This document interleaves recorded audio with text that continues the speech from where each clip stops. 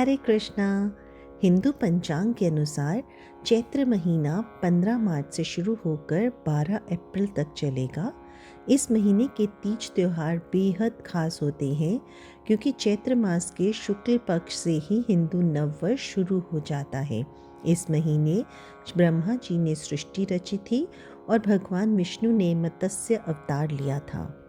चैत्र महीने में सूर्य अपनी उच्च राशि में होते हैं और इसी महीने में पहली ऋतु होती है यानी वसंत का मौसम आता है। हिंदू कैलेंडर का पहला महीना चैत्र 15 मार्च से शुरू होगा और 15 दिनों बाद यानी 30 मार्च को हिंदू नववर्ष शुरू होगा। इन 15 दिनों की गिनती नए साल में नहीं होती क्योंकि इन दिनों चंद्रमा अंधेरे की ओर यानी अमावस्या की तरफ बढ़ता है। इन 15 दिनों में चंद्रमा लगातार घटता है और अंधेरा बढ़ता है, लेकिन सनातन धर्म तमसो मां ज्योतिर्गम्य यानी अंधेरे से उजाले की तरफ जाने की बात करता है। इसलिए चैत्र महीने की अमावस्या के अगले दिन पहली तिथि को जब चंद्रमा बढ़ने लगता है तभी नववर्ष मनाते हैं। अब जानें कि चैत्र के महीने में क्या करना चाहिए। चैत्र में सूर्य अपनी उच्च राशि मेष में प्रवेश करते हैं। इन दिनों वसंत ऋतु रहती है और मौसम भी बदलता है, जिससे सेहत संबंधी बदलाव भी होते हैं। इस महीने को भक्ति और संयम का महीना भी कहा जाता है क्योंकि इन दिनों में कई व्रत और पर्व आते हैं। सेहत को ध्यान में रखते हुए इस महीने में आने वाले व्रत पर्व की परंपराएं बनाई गई हैं। इस महीने में सूर्य उदय से पहले उठकर ठंडे पानी से नहाना चाहिए। इसके बाद उगते हुए सूरज को अर्घ्य देकर दिन भर में एक ही बार खाना खाना चाहिए। ऐसा करने से बीमारियों से बचे रहते हैं और उम्र भी बढ़ती है। ये बातें पुराणों के साथ ही आयुर्वेद ग्रंथों में भी कही गई हैं। पौराणिक मान्यता के अनुसार ब्रह्मा जी ने चैत्र शुक्ल प्रतिपदा से ही सृष्टि की रचना शुरू की थी। इसी दिन भगवान विष्णु ने दशावतार में से पहला मत्स्य अवतार लेकर प्रलय काल में जल में से मनु की नौका को सुरक्षित जगह पर पहुंचाया था। प्रलय काल खत्म होने पर मनु से ही नई सृष्टि की शुरुआत हुई। अब जानिए चैत्र महीने के नियम। महाभारत के मुताबिक इस महीने एक समय ही खाना खाना चाहिए। नियमित रूप से भगवान विष्णु और सूर्य की पूजा करनी चाहिए और व्रत भी करने चाहिए।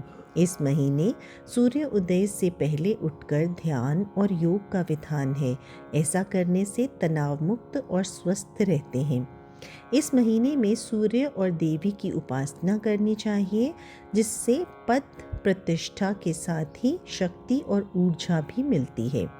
चैत्र महीने के दौरान नियम से पेड़ पौधों में जल डालना चाहिए और लाल फलों का दान करना चाहिए। चैत्र महीने में एक वक्त खाना खाने से बीमारियों से बचे रहते हैं। इस महीने में गुड़ खाने की मनाही है। वहीं नीम के पत्ते खाने की बात आयुर्वेद कहता है। सोने से पहले हाथ मुंह धोने चाहिए और पतले हल्के कपड़े पहनने चाहिए। संतुलित श्रृंगार करना चाहिए और चैत्र में भोजन में अनाज का उपयोग कम से कम करें और फलों का इस्तेमाल ज़्यादा से ज़्यादा करें। इस महीने से बासी भोजन खाना बंद कर देना चाहिए। आयुर्वेदिक के मुताबिक इस महीने में ठंडे जल से स्नान करें, गर्म पानी से ना नहाएं। अब जानें कि चैत्र महीने में क्या ना करें। चैत्र के महीने में पेट का पाचन तंत्र थोड़ा सा कमज़ोर हो जाता है, इसलिए इस महीने में दूध का सेवन बंद कर दें। इस महीने में दूध का सेवन करना नुकसानदेह हो सकता है। दूध की बजाय इस महीने से दही और मिश्री का सेवन करें तो बहुत लाभ होगा। चैत्र मास में नमक का सेवन ना करें। इस महीने में कम से कम 15 दिन नमक का सेवन ना करें। अगर त्याग ना कर सके तो आप सेंधा नमक खा सकते हैं। इस महीने में जिन लोगों को हाई बीपी रहता है उनके लिए नमक छोड़ देना सबसे ज़्यादा लाभ देने वाला होता है। चैत्र मास में तली भुनी चीज़ों का प्रयोग कम से कम करें। इस महीने में आपको अपच की समस्या रहती है। इस महीने में आपको अधिक से अधिक फलों का सेवन करना चाहिए। तरल चीज़ों का प्रयोग करें और पानी वाले फल अधिक खाएं। इस महीने चना खाना बहुत लाभकारी होता है। चैत्र मास में कृष्ण पक्ष की पंचमी को रंग पंचमी मनाई जाती है। इसी महीने में पाप मोचनी एकादशी भी आती है।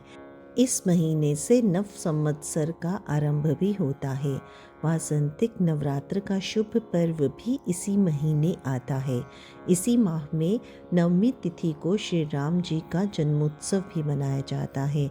इस दिन तमाम धार्मिक कृत्य और दान आदि करने की परंपरा है।